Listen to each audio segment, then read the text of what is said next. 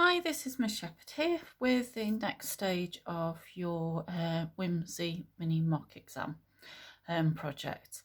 So, what you should have done by now, I'm not saying that my booklet is done, you should have made sure that you got your title page done. Obviously mine's not done, so I've got it in part. Your mood board done, mood board images laid out. Just pretend if you were doing your extra marks and doing the artist research, that would be on here too. And then, as you can see, what I've done is I've started laying out my mind map of ideas of things that I could be making. Okay, once you've done that and worked out, I've got all these ideas, you need to be thinking about, well, what actually do I want to be making? And actually, how can I go about making it? And we can have some fabulous ideas, and sometimes they just might not be that realistic to make. You've got to think about that. You're planning to get the bulk of the work done in a 5-hour exam, and the remainder of it would be afterwards, and you would want it wrapping up in a few double lessons really, or you'd be taking it home to complete. So you've got to think about, well, what do I really fancy making? I mean, and what is going to look good, because you've got the limit of materials of cardboard as your base structure. You can use bits of wires in there if you need to be. It's possible that you could make it out of wire. We do have wire. It depends what it is you want to make. So if you're making something like a flower, that is possible. But you can make one out of cardboard as well. You could make an apple. You could make strawberries. You can make a camera. It's done on here, and it's been done in school a couple of different ways as well. Cassettes has been made. Certain toys have been made.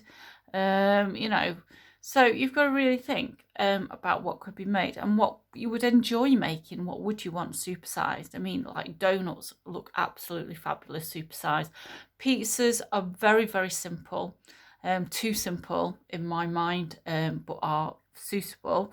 You can make things like saws, you can make a spanner, you can make a screwdriver, all sorts of different things, and they can look quite good. Obviously, if I had some examples from school right now, I would show you them, but I can't. So there's lots of different things. So obviously you can't represent memories in a toy, but you can have a toy that is an important thing to you. So when you think about things, not just make it because, oh, well, that's what I'm going to make. Make it because it's something that you like. Now, what I have done, okay, I've chosen my thing to make. And here, it does state the things that you need to do. And it says very clearly, my chosen idea and plan. So that's what you're going to make sure that you do. And also you're going to be given a reason why you've actually chosen this item. So it shows that it's important to you in some way. There is a connection there.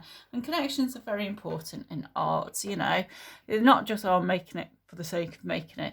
Connection is what you want to see all the way through, and it might be a personal connection to you. It might be the fact that you researched an artist and you actually quite liked some of the stuff that they're making, and you sort of really want to mimic, copy what they have done, but maybe with your own little slant. So maybe, like for example, Klaus Oldenburg made a saw coming out of the ground. So you might want to do something similar. You might want to make a saw, maybe not coming out of the ground, but you might want it to have it cutting into a piece of wood or something. Maybe, so something like that. Or he did like sandwiches and different things. He did a soft toilet. I mean, how hilarious is that? A toilet.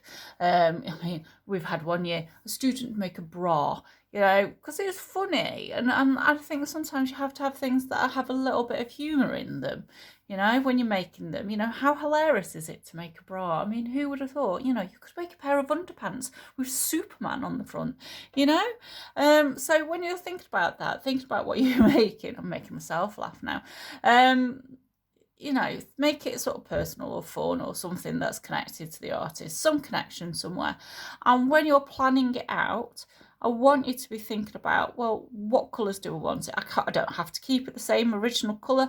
How am I going to make it? What techniques are I going to be using? So you need to really illustrate that out on your piece of in your booklet or in your sketchbook or on a piece of paper or even in PowerPoint. And practicing it is also very, very important. But before we get cracking to the practicing stage, so think about, whether you can see this or not, think about how you're going to lay it out. So you might need to get an image off the internet. You might actually have the item in front of you. Okay, so don't forget, when you're doing this, it's going to be presented lots nicer than what I have done. So you have your chosen idea, you write down your reason. So here I've chosen to make a burger. I have chosen to make a burger. Okay, I've done it in pencil first. It is one of my favourite junk foods. And if you think about pop art and the artists that we are looking at, I mean, it was like living part of the American dream, isn't it? Having all these little luxuries, and a burger is like a luxury, really, isn't it? So think about, you know, why is it? What's the point of it? Maybe no point to it, and I'm waffling again. So once you've actually written out your reasons of why you want to make that, you know, you might draw it underneath, you might draw it on the opposite page. Just remember, hopefully you've thought about, you know, have I got enough pages for this? Yes, no. Think about drawing it out, and sometimes drawing stuff out can really help you plan, okay, because you're getting used to the shape, and maybe you're trying to work out, well, if I've only got cardboard and newspaper and I'm going to be doing this with paper mache and tissue paper and acrylic paint, how am I going to go about it? So think about getting it drawn out and start maybe mocking out how you're going to draw it out.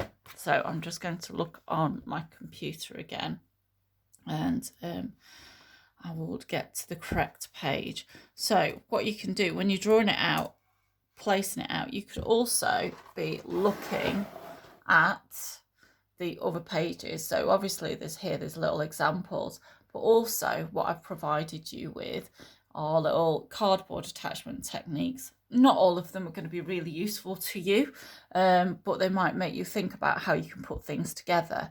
Certainly has for me for certain things. So you might want like flange techniques, you might want to actually have a gusset and support, or you might be doing a lot of things with L brace. I tend to do L brace quite a lot. You know, and build walls basically. And L brace you can do with scoring as well, and bending, as well as actually attaching everything down. And it is a really, really good way to sort of a really good way would be to practice and mess with these little techniques and see how they're going to work for you. Anyway, I have actually waffled for 8 minutes about that. So draw things out, have a think about how you're going to make it. So get it all drawn out, have a think, and then I will speak to you in the next vid.